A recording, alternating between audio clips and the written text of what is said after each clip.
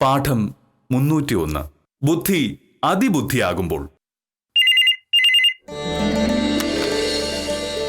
Hello, സത്യഭാമയാണ്. ആ, പറ വിദ്യാലക്ഷ്മി. എന്താ? അയ്യോ, ഞാനത് മറന്നു. നീ അയച്ചോ വിദ്യ? ഞാൻ മോഹനോട് സ്ത്രീശക്തി വാങ്ങാൻ പറഞ്ഞിരുന്നു. വാങ്ങിയോ ചോദിക്കാൻ ഞാൻ മറന്നു. അതെ, ഇന്നാണല്ലേ ലാസ്റ്റ് ഡേറ്റ്. ശരി, ഞാൻ വിളിക്കാവേ. ആ,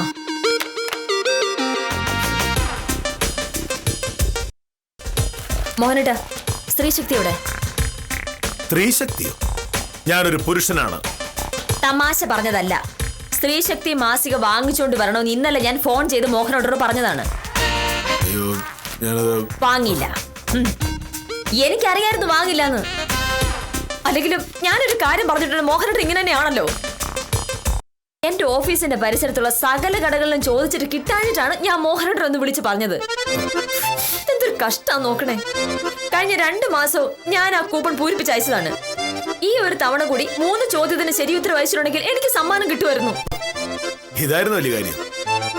എന്താ അത് ചെറിയ കാര്യമാണോ? 3 ലക്കങ്ങളിലെ 3 ചോദ്യങ്ങൾക്ക് ശരി അയച്ചിട്ടുണ്ടെങ്കിൽ 10 ലക്ഷം രൂപയുടെ സ്വർണമാണ് 1ാം സമ്മാനം കിട്ടുക. കഴിഞ്ഞ 2 മാസം ഞാൻ അയച്ച 3 ഉത്തരങ്ങൾ ശരിയായിരുന്നു. ഇന്ന് ലാസ്റ്റ് ഡേറ്റ് ആണ് മോഹനേട്ടാ. ഇപ്പൊ വിദ്യാലക്ഷ്മി വിളിച്ച് പറഞ്ഞപ്പോഴാണ് ഞാൻ ഓർത്തത്. എല്ലാരും ഇപ്പൊ അയച്ചിട്ടുണ്ടാവും, ഞാൻ മാത്രം. ഇത് ലാസ്റ്റ് ഡേറ്റുവാ. ഇത്തവണ സ്ത്രീശക്തി ഇറങ്ങിയത് മിനിങ്ങാന്നാ. ഇന്നലെ ഉച്ച ആയപ്പോഴേ ഫോണിലൊന്നും ഒറ്റ കോപ്പി വല്ലതും കിട്ടാനില്ല. എങ്ങനെ കിട്ടാനാണ്? നാട്ടിലുള്ള ആളുകൾ മുഴുവനും ആ കൂപ്പൺ കിട്ടാനായി ആ സ്ത്രീശക്തി വാങ്ങാനുണ്ടാവും. മോഹനേട്ടനോട് ഞാൻ ആരെ വാങ്ങുന്ന കാര്യമൊന്നും പറഞ്ഞില്ലല്ലോ. ഒരു മാസിക വാങ്ങുന്ന കാര്യമില്ലേ പറഞ്ഞുള്ളൂ. അതുപോലും മോഹനേട്ടൻ ഓർത്തിരിക്കാൻ വയ്യ. വല്ലപ്പോഴും അല്ലേ മോഹനേട്ടൻ ഞാനൊരു ആവശ്യം പറയുന്നത്. മനുഷ്യനാവുമ്പോ മറവുണ്ടാവുന്നതൊക്കെ സ്വാഭാവികമാണ്. ഇതന്നെയല്ലേ ഇപ്പൊ പറഞ്ഞത്? വിദ്യാലക്ഷ്മി വിളിച്ച് പറഞ്ഞപ്പോഴാണ് നീ ഓർത്തത്. അപ്പോ ആവശ്യക്കാരിയായ നീ പോലും മറന്നുപോയി. പിന്നെ ഞാൻ മറന്നുപോയാൽ എന്താ തെറ്റ്? മോഹനേട്ടൻ മറന്നൊന്നുമല്ലാന്ന് എനിക്കറിയാം. മനഃപൂർവ്വം വാങ്ങാതിരുന്നല്ലേ. 1 ലക്ഷം സ്ത്രീശക്തിക്ക് 15 രൂപയെ വരെയുള്ളൂ. പക്ഷേ അതുപോലും മുടക്കാൻ മോഹനേട്ടനെ കൊണ്ട് വയ്യ. ഞാൻ പറഞ്ഞോട്ടെ? വേണ്ട, ഒന്നും പറയണ്ട. അങ്ങനെയൊന്നും തോറ്റിരുന്ന ആളത് സത്യഭാമ. എവിടെന്നെങ്കിലും ഞാനത് സംഘടിപ്പിക്കും. എന്നിട്ട് ശരി ഉത്തരം വായിക്കും, 1ാം സമ്മാനം വാങ്ങുകയും ചെയ്യും. അന്നേരം വന്ന് ഭാമേ ആ 10 ലക്ഷം രൂപയുടെ സ്വർണ്ണാഭരണം വിറ്റ് ആ പൈസ നാട്ടിലെ സഹകരണ ബാങ്കിൽ ഇട്ടാൽ വർഷം 10 രൂപ പലിശ കിട്ടുമെന്ന് പറഞ്ഞ ഞാൻ തരാം. അപ്പൊ 1ാം സമ്മാനം എവക്കാണെന്ന് എവിടെ തന്നെ ഉറപ്പിച്ചു.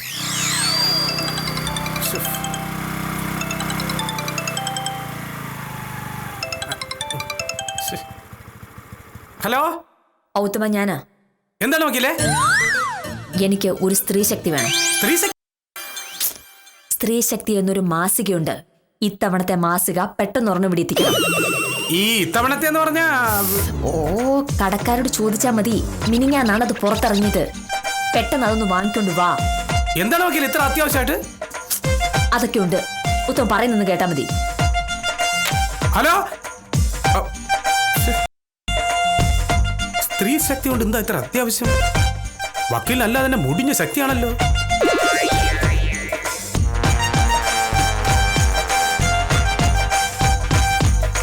മോഹനേട്ടാ, സ്ത്രീശക്തിയുടെ സമ്മാനം എനിക്ക് കിട്ടിയ ഞാൻ എന്താ മോഹനേട്ടൻ വാങ്ങിത്തരണ്ടേ? നിനക്ക് സമ്മാനം കിട്ടിയാലോ? കൂപ്പൺ പൂരിപ്പിച്ച് അയക്കാൻ പോലും പറ്റി 1ാം സമ്മാനം കിട്ടുന്നത്. ഞാൻ കുറച്ചു കഴിയുമ്പോ ഓഫീസിൽ പോവല്ലോ. പോകുന്ന വഴി ഒരു സ്ത്രീശക്തി വാങ്ങി അങ്ങ് പൂരിപ്പിച്ചു കൊടുക്കാം. 5 മിനിറ്റ് മുമ്പല്ലേ നീ പറഞ്ഞത് അങ്ങനെ സ്ത്രീശക്തി വാങ്ങാൻ കിട്ടില്ല? ഇന്നലെ മുഴുവൻ നീ അന്വേഷിച്ച് നടന്നിട്ട് കിട്ടിയില്ല. നാട്ടിലെ പെണ്ണുങ്ങൾ അത് മുഴുവൻ വാങ്ങിക്കൊണ്ട് പോയെന്ന്. കിട്ടിയാലോ? കിട്ടിക്കൂടാ എന്നൊന്നുമില്ലല്ലോ. ഭാമേ, നീ ഒരു വക്കീലാ, അത്യാവശ്യം വിവരമൊക്കെ ഉണ്ട്. പക്ഷേ കൂപ്പന്റെ കാര്യത്തിൽ നീ വിചാരിക്കുന്ന പോലെ അല്ല കാര്യം. 1 ലക്കത്തിൽ വളരെ നിസ്സാരമായ 3 ചോദ്യങ്ങളാണ് അവർ ചോദിക്കുന്നത്. 2ാം ക്ലാസ് വരെ പഠിച്ച ആർക്കും എഴുതാൻ പറ്റുന്ന തരത്തിലുള്ള ചോദ്യങ്ങൾ. അങ്ങനെ 3 ലക്കങ്ങളിലായി 9 ചോദ്യങ്ങൾ. കൂപ്പൺ പൂരിപ്പിച്ച 2 ലക്ഷം പേരും ശരി ഉത്തരമായിരിക്കും അയക്കുന്നത്. അപ്പൊ പിന്നെ എങ്ങനെ നിനക്ക് മാത്രം സമ്മാനം കിട്ടുന്നത്? എല്ലാവരും ഒന്നും അയക്കുന്ന ശരി ഉത്തരം ആവണമെന്നില്ല മോഹനേട്ടാ. ഇനിയിപ്പോ കുറെ പേരെ ശരി ഉത്തരം അയച്ചു എന്ന് തന്നെ ഇരിക്കട്ടെ, അതിന്ന് 1ാം സ്ഥാനത്തേക്കുള്ള ആള് നറുക്കിട്ട് എടുക്കുമല്ലോ. 2 ലക്ഷം പേരുടെ പേര് നറുക്കിട്ട് 1ാം സമ്മാനം വാങ്ങാനിരിക്കുകയാണ് നീ. അങ്ങനെയാണെങ്കിൽ ഈ 10 ലക്ഷം രൂപയ്ക്ക് പോകുന്ന എന്തിനാ? കേരള ലോട്ടറി എടുത്താൽ 1 കോടി രൂപ സമ്മാനം കിട്ടില്ലേ? ചോദ്യങ്ങൾക്കൊന്നും ഉത്തരം എഴുതുകയും വേണ്ട. ഭാമേ, ഇതൊക്കെ വലിയ തട്ടിപ്പാണ്. മാസികയുടെ പ്രചാരം കൂട്ടുന്നതിനായി അവർ കാണിക്കുന്ന ഒരു വേലയാണ്. ഇപ്പൊ തന്നെ നീ കണ്ടോ, സ്ത്രീ ശക്തിയുടെ ഒരൊറ്റ പതിപ്പ് പോലും കിട്ടാനില്ല. അവർ ഈ മത്സരം നടത്തുന്നതിന് മുൻപ് സകല കടകളിലെ മുമ്പിൽ ഇങ്ങനെ തൂങ്ങി കിടക്കുന്ന കാണാൻ വരും. അവരുടെ മാസിക വിറ്റുപോകാതിരുന്നപ്പോ പരസ്യത്തിനായിട്ട് അവർ ഈ വഴി കണ്ടുപിടിച്ചു. സാധാരണ പെണ്ണുങ്ങൾ അതിൽ വീണത് മനസ്സിലാക്കാം, പക്ഷേ ലോകത്തിലെ ഏറ്റവും വലിയ ബുദ്ധിശാലി എന്ന് സ്വയം പറഞ്ഞു നടക്കുന്ന നീ എങ്ങനെ ഇതിനകത്ത് പെട്ടുപോയി? ഇതാ ഞാൻ പറയുന്നത്, വക്കീലായാലും തൂപ്പുകാരിയായാലും പെണ്ണുങ്ങൾ വെറും പെണ്ണുങ്ങൾ. എന്തായാലും ഭാഗ്യം അന്വേഷിച്ച് ലോട്ടറി എടുക്കുന്ന ആണുങ്ങളെക്കാട്ടിലും ഭേദമാണ്. ഒന്നുമില്ലെങ്കിൽ കുറച്ച് പൊതുവിജ്ഞാനങ്ങളും ഉണ്ടാവുമല്ലോ. പൊതുവിജ്ഞാനത്തിന് ഇതല്ലല്ലോ മാർഗം. എന്തായാലും ഇത്തരം തട്ടിപ്പുകളിൽ വിടാൻ എന്നെ പോലെ കിട്ടില്ല. ഈ മാസികക്കാർ സ്വർണത്തോടുള്ള പെണ്ണുങ്ങളുടെ ആർത്തിയെ ചൂഷണം ചെയ്യുകയാണ്. നിന്നെ പോലുള്ള വക്കീലന്മാർ പോലും അതിൽ വീണുപോകും. ഇത്തരം വേഷക്കെട്ടുകളുമായി എന്റെ അടുത്തങ്ങനെ വന്നിരുന്നെങ്കിൽ കാണാമായിരുന്നു. എന്നെ ഒരു തരത്തിലും പറ്റിക്കാൻ ഞാൻ നിന്നു കൊടുക്കില്ല ഭാമേ. എന്ത് കാണാം, ഉത്തമനൊന്നിങ്ങ് വന്നോട്ടെ. മോഹനേട്ടനെ പറ്റിച്ചു തന്നെ ചോദ്യങ്ങൾക്കെല്ലാം ഉത്തരം കണ്ടുപിടിക്കും ഞാൻ. 9:30 മുന്നേ ഉത്തമനൊന്നിങ്ങ് വന്നാ മതിയായിരുന്നു.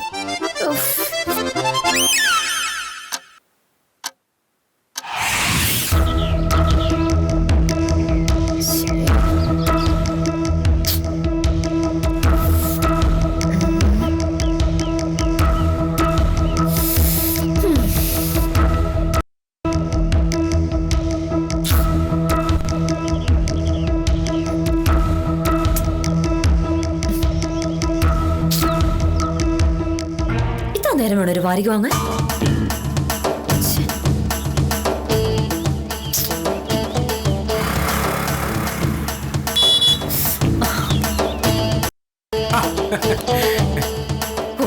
വന്നോ?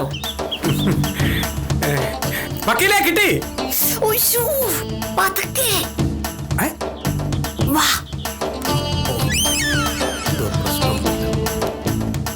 എന്താണ് വക്കീലെ പ്രശ്നം? ഉത്തം വന്ന കാര്യം മോഹനേട്ടൻ അറിയണ്ട. അറിഞ്ഞാ എന്താ കാര്യമെന്ന് ചോദിക്കും അല്ലേ? ഇത് തരാനാ വന്നെന്ന്. ഇതെന്താ അങ്ങനെ വാങ്ങാൻ പറ്റാത്ത പുസ്തകമാണ്? അതുകൊണ്ടല്ല ഉത്തമ, പിന്നെ കഴിഞ്ഞ 3 മാസമായി ഈ വാരികക്കാര് ഒരു മത്സരം നടത്തുന്നുണ്ട്. ഓരോ മാസവും 3 ചോദ്യത്തിന്റെ ഒരു കൂപ്പൺ ഉണ്ടാവും. അത് പൂരിപ്പിച്ച് നമ്മൾ അയച്ചു കൊടുക്കണം. 3 മാസമാകുമ്പോൾ കൂപ്പണുകൾ പരിശോധിച്ച് എല്ലാ മാസവും 3 ചോദ്യത്തിന് ശരിയുത്തരം അയച്ച ആളിന് 10 ലക്ഷം രൂപയുടെ ഭരണമാണ് സമ്മാനം. അല്ല, അതിപ്പോ ഒരുപാട് പേര് അയക്കൂലോ വക്കീല്? അയച്ചോട്ടെ. ഞാൻ കഴിഞ്ഞ 2 തവണ അയച്ച ഉത്തരങ്ങളൊക്കെ ശരിയാണ്. ഇനി 3 ചോദ്യങ്ങളോട് ശരിയായാൽ ചിലപ്പോ 10 ലക്ഷം എങ്ങാനും അടിച്ചാലോ? അതിപ്പോ മോനേഷ് സാർ അറിഞ്ഞ കുഴപ്പം എന്താണ് വക്കീലെ? കുഴപ്പമുണ്ട്. ഈ മാസിക ഒരെണ്ണം വാങ്ങി ഞാൻ ഇന്നലെ മോഹനോട് പറഞ്ഞതാ. മോഹനോട് കൊണ്ടുവന്നില്ല, മനഃപൂർവ്വമാണ്. അതിന്റെ പേര് ഞങ്ങൾ തമ്മിലൊരു തർക്കം രാവിലെ ഉണ്ടായി. ഓ, അപ്പൊ അതാണ് എന്നെ വിളിച്ചിട്ട് ഇത് വാങ്ങാൻ പറഞ്ഞത്.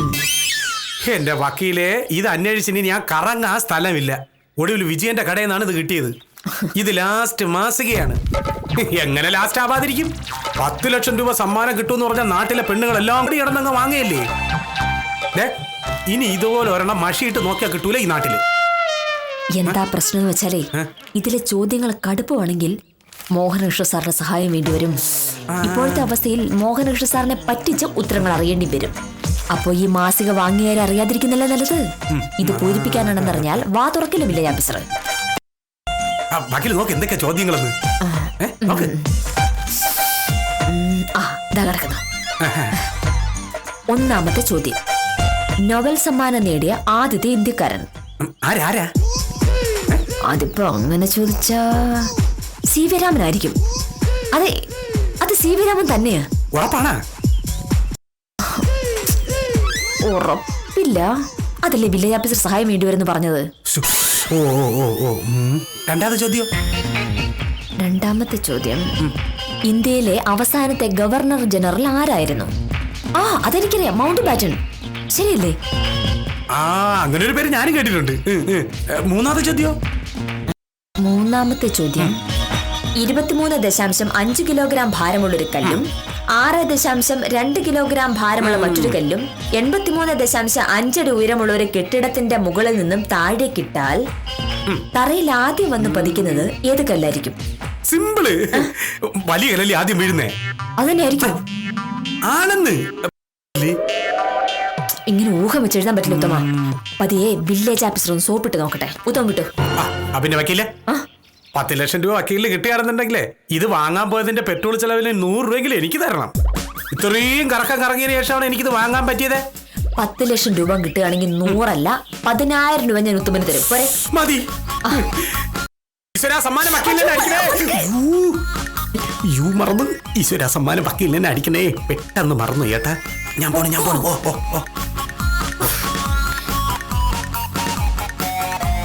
ഇനി കടുവേ സോപ്പിടണം.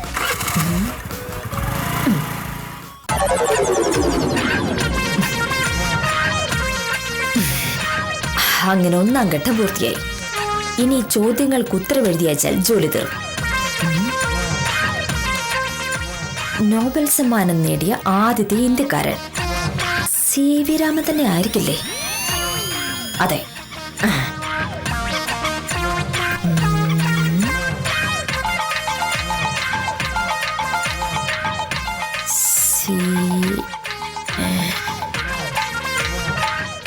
അല്ലെങ്കിൽ വേണ്ട, വെറുതെ എന്തിനാ റിസ്ക് എടുക്കണേ? വില്ലേജ് ഓഫീസറോട് ചോദിക്കാലോ. സർവവിജ്ഞാന കോശം വീട്ടിലിരിക്കുമ്പോ വെറുതെ എന്തിനാ ഞാൻ തെറ്റുത്തരം എഴുതണേ? നേരായ വഴിക്ക് ചോദിച്ചാൽ എന്തായാലും പറഞ്ഞു തരില്ല. വളഞ്ഞ വഴി തന്നെ പ്രയോഗിക്കണം.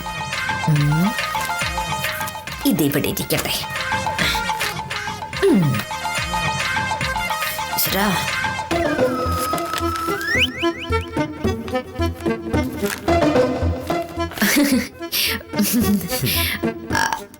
മോഹനേട്ടാ, ഇന്നലെ ഓഫീസിൽ ഭയങ്കര ഒരു തമാശ ഉണ്ടായി. ഞാൻ പറയുന്നൊന്ന് കേക്ക്. ഇന്നലെ സത്യപാലൻ വക്കീലിനെ പറ്റിയൊരു അബദ്ധത്തിന്റെ കാര്യമാണ് ഞാൻ പറയുന്നേ. അവനെ പറ്റിയെന്ന് പറഞ്ഞാൽ മതി, അബദ്ധമായിരിക്കും. എന്തോ വലിയ ചർച്ച നടക്കായിരുന്നു ഓഫീസിലെ. അതിനിടയിൽ സത്യപാലൻ CV രാമൻ പിള്ള എന്ന എഴുത്തുകാരന് പകരം CV രാമൻ എന്ന ശാസ്ത്രജ്ഞന്റെ പേര് പറഞ്ഞു. അത് വലിയ കാര്യമൊന്നുമല്ല. കേരളത്തിലെ സാംസ്കാരിക മന്ത്രിക്ക് പോലും പറ്റിയിട്ടുണ്ട് ആ അബദ്ധം.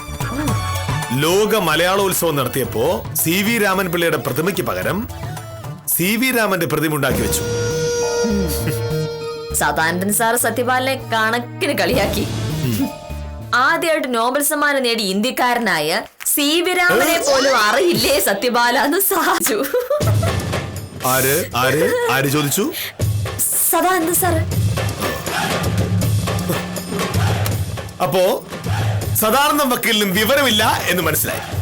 ഭാമേ, ആദ്യമായി നോബൽ സമ്മാനം നേടിയ ഇന്ത്യക്കാരൻ CV രാമനല്ല, സാക്ഷാൽ രവീന്ദ്രനാഥ ടാഗോർ. ഗീതാഞ്ജലി എന്ന കാവ്യ സമാഹാരത്തിന് 1913 ടാഗോറിന് സാഹിത്യത്തിനുള്ള നോബൽ സമ്മാനം കിട്ടിയത്. അത് കഴിഞ്ഞ് 17 കൊല്ലം കൂടി കഴിഞ്ഞിട്ട് 1930 ചന്ദ്രശേഖര വെങ്കട്ടരാമൻ എന്ന CV രാമന് ഭൗതിക ശാസ്ത്രത്തിനുള്ള നോബൽ സമ്മാനം കിട്ടിയത്. അതെയോ? അത് ശരി. ഹലോ, എന്റെ ഫോൺ ബെല്ലടിക്കുന്നുണ്ടെന്ന് തോന്നുന്നു. ഞാനിപ്പോ വരാമേ. കഷ്ടം. രവീന്ദ്രനാഥ് ടാഗോറിനെ അറിയില്ല, CV രാമനെ അറിയില്ല, CV രാമൻ പിള്ളയെ അറിയില്ല. കുറെ വാക്യോലന്മാർ ഇറങ്ങിയിട്ടുണ്ട്. കാര്യം വലിയ ബുദ്ധിമാനാണെന്നാണ് ധാരണ. പക്ഷെ അറിയാതെ എന്നെ സഹായിച്ചു പോയില്ലേ. നോബൽ സമ്മാനം കിട്ടിയ ആദ്യത്തെ ഇന്ത്യക്കാരൻ രവീന്ദ്രനാഥ ടാഗോർ. 2, ഇന്ത്യയിലെ അവസാനത്തെ ഗവർണർ ജനറൽ. അതിന് എനിക്ക് വില്ലേജ് ഓഫീസറുടെ സഹായം വേണ്ട. മൗണ്ട് ബാറ്റൺ പ്രഭു. 3 23.5 കിലോഗ്രാം ഭാരമുള്ള ഒരു കല്ലും 6.2 കിലോഗ്രാം ഭാരമുള്ള ഒരു കല്ലും 83.5 അടി ഉയരമുള്ള ഒരു കെട്ടിടത്തിന്റെ മുകളിൽ താഴേക്കിട്ടാൽ തറയിൽ ആദ്യമൊന്ന് പതിക്കുന്നത് ഏത് കല്ലാണ്? സ്വാഭാവികമായിട്ട് വലുതാണ് എത്തുക.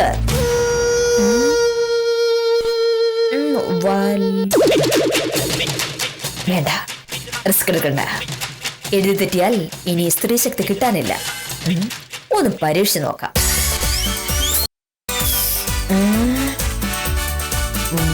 1 2 3. ഈശ്വര. 2 3.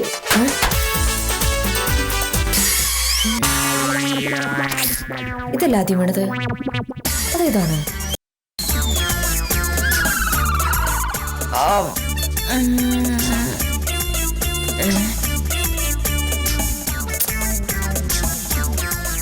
വില്ലേജ് ഓഫീസറോട് തന്നെ ചോദിക്കാം.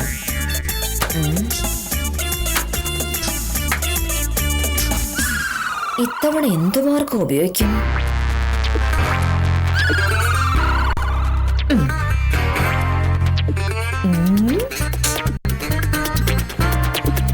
മോനോട് ഒന്ന് മാറും, എനിക്കൊരു ഫോൺ ചെയ്യണം.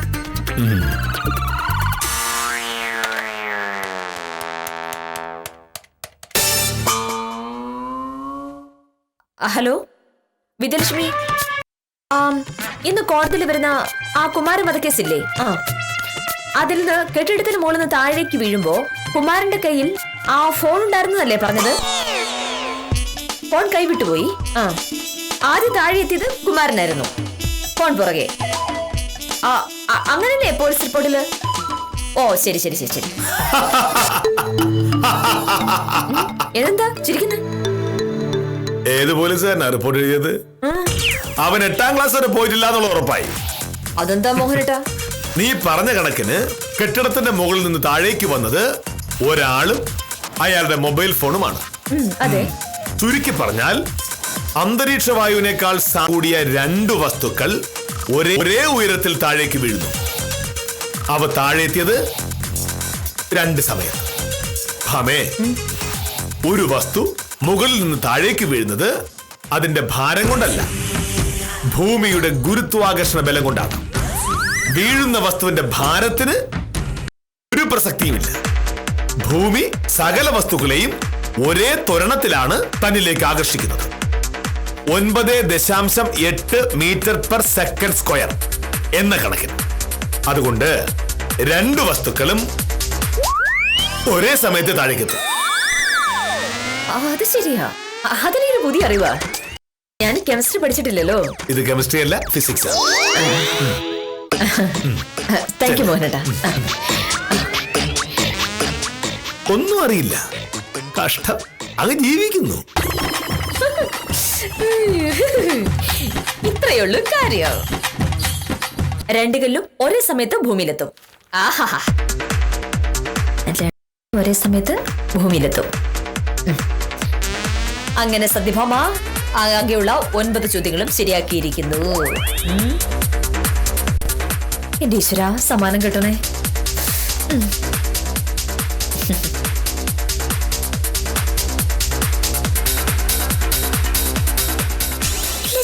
വെറുതെ വിടാൻ പറ്റുമോ?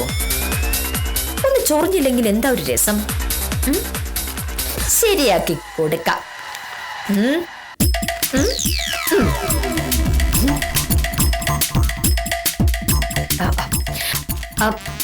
മോഹനേട്ടാ,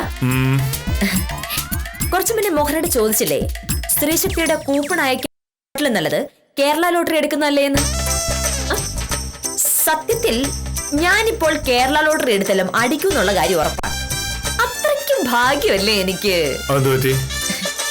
മോഹനേട്ടനോട് ഒരു സ്ത്രീ ശക്തി മാസിക വാങ്ങിക്കൊണ്ട് വരാൻ പറഞ്ഞിട്ട് മോഹനേട്ടൻ അത് ചെയ്തില്ല. നാട്ടിലൊന്നും ആ മാസിക കിട്ടാനുമില്ല. എന്നിട്ടും ഞാൻ ഫോൺ ചെയ്ത് പറഞ്ഞു, ഉത്തമൻ ഇത് അന്വേഷിച്ച് കണ്ടുപിടിച്ച് കൊണ്ടുവന്നു. വിജയന്റെ കടയിൽ ആകെ ബാക്കിയുണ്ടായിരുന്ന സ്ത്രീശക്തി എനിക്ക് തന്നെ കിട്ടണമെങ്കിൽ അതെന്റെ ഭാഗ്യല്ലേ മോഹനേട്ടാ. മാസിക വാങ്ങിക്കൊണ്ട് വന്നപ്പോൾ അടുത്ത പ്രശ്നം. 3 ചോദ്യങ്ങൾക്കും ശരി ഉത്തരം തന്നെ അയക്കണമല്ലോ. മോഹനേട്ടൻ ഉത്തരം അറിയാന്ന് എനിക്കറിയാം. പക്ഷേ മോഹനേട്ടൻ എന്നോടുള്ള വാശിക്ക് അത് പറഞ്ഞു തരില്ലല്ലോ. അപ്പൊ പിന്നെ മോഹനേട്ടനെ പറ്റിക്ക് എന്റെ മുന്നിൽ നിവൃത്തി ഉണ്ടായിരുന്നു. എന്നുവെച്ചാ ആദ്യത്തെ ചോദ്യം, നൊബേൽ സമ്മാനം നേടിയ ആദ്യത്തെ ഇന്ത്യക്കാരൻ ആര്? ഞാൻ കരുതിയത് CV രാമനാണെന്നാണ്. പക്ഷെ സംശയം തീർക്കാൻ ഞാനൊരു ആ നാടകത്തിൽ മോഹനേട്ടൻ വീണു. ടാഗോർ എന്ന ശരി ഉത്തരം എനിക്ക് പറഞ്ഞു തന്നു. ആ ബുദ്ധി അപ്പൊ തോന്നിയതും എന്റെ ഭാഗ്യമല്ലേ.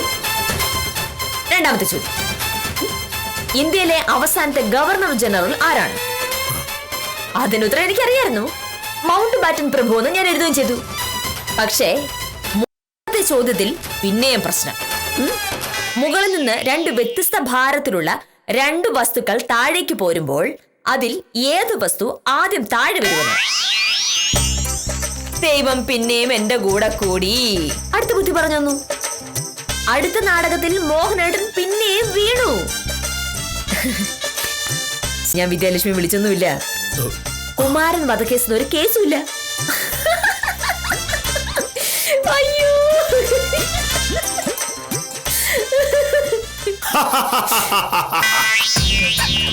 ശരിക്കും നീ അപ്പൊ വലിയ മിടുക്കിയ. ഞാൻ പറഞ്ഞു തന്ന 2 ഉത്തരങ്ങളും ശരിയാണ്. അതെന്ന് എനിക്കറിയാലോ. പക്ഷേ നീ നിന്റെ ഇഷ്ടത്തിന് എഴുതിയ ഉത്തരം തെറ്റാണ്. ഈ നമ്പർ വേണ്ട മോഹനേട്ടാ. ഇന്ത്യക്ക് സ്വാതന്ത്ര്യം കിട്ടുമ്പോൾ മൗണ്ട് ബാറ്റൺ ആയിരുന്നു ഗവർണർ ജനറൽ. അദ്ദേഹത്തോടെ ഇന്ത്യയിലെ ബ്രിട്ടീഷ് ഭരണം അവസാനിക്കുകയും ചെയ്തു. മൗണ്ട് ബാറ്റൻ പ്രഭു തന്നെയാണ് ബ്രിട്ടീഷുകാരനായ അവസാനത്തെ ഗവർണർ ജനറൽ. പക്ഷേ മൗണ്ട് ബാറ്റന് ശേഷം ഇന്ത്യക്കാരനായ ഒരു ഗവർണർ ജനറൽ കൂടി ഉണ്ടായിരുന്നു. സാക്ഷാൽ C രാജഗോപാലാചാരി, ചക്രവർത്തി രാജഗോപാലാചാരി.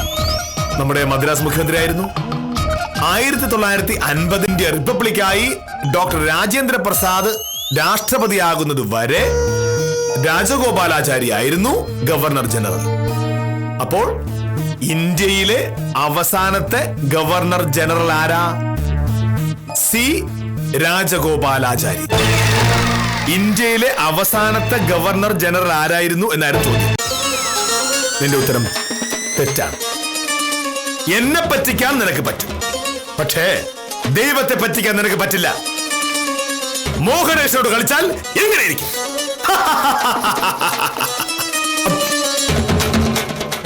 ആഹാ,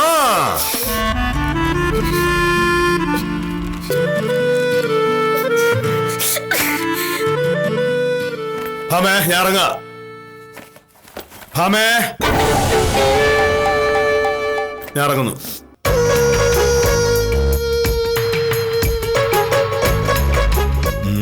നിന്റെ മുഖം കണ്ടാൽ ഞാനെന്താ ചെയ്ത പോലെ തോന്നുമല്ലോ. എന്നോട് ചോദിച്ച 2 ചോദ്യങ്ങൾക്കും ഞാൻ ശരിന്നു. ഒരു ചോദ്യത്തിന് നീ സ്വന്തമായിട്ട് ഉത്തരം എഴുതി, തെറ്റി. അതിനിപ്പോ ഞാൻ എന്ത് ചെയ്യാനാ?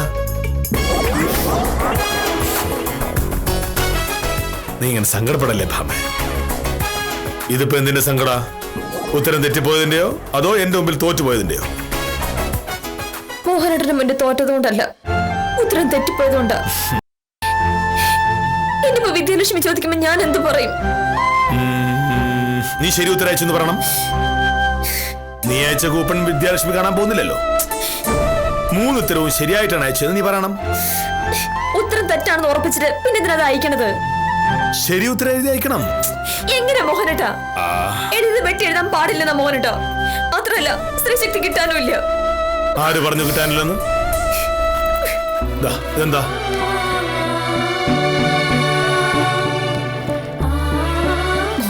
നീ പറഞ്ഞ പോലെ ഞാൻ ഇന്നലെ വാങ്ങിയിരുന്നു. പക്ഷേ രാവിലെ എന്നെ ഒന്നും മിണ്ടാൻ നീ സമ്മതിച്ചില്ലല്ലോ. ഞാൻ മറന്നുപോയെന്ന് നീ ആദ്യമേ കണക്കൂട്ടി. അതുകൊണ്ടല്ലേ പറ്റിപ്പോയത്. ഇനി ശരി ഉത്തരം 3 എഴുതി അയക്കാൻ നോക്ക്. എനിക്ക് ആഫീസ് പോകുന്ന നേരായി.